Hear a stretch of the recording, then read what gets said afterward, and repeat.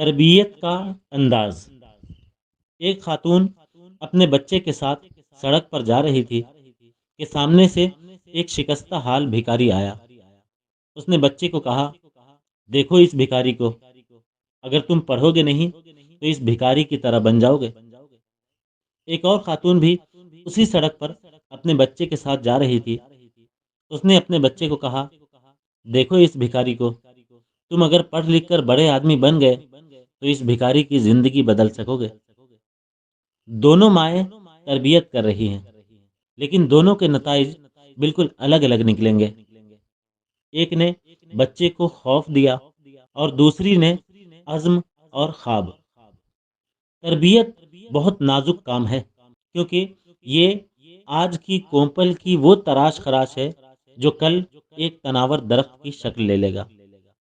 علماء کا ممبر ہو یا اساتذہ کا ڈیسک، ماں کی گود ہو یا والد کی دیکھ بھال، یہ سب اسی تربیت کے گہوارے ہیں۔ لہذا تربیت کو مثبت انداز دیں۔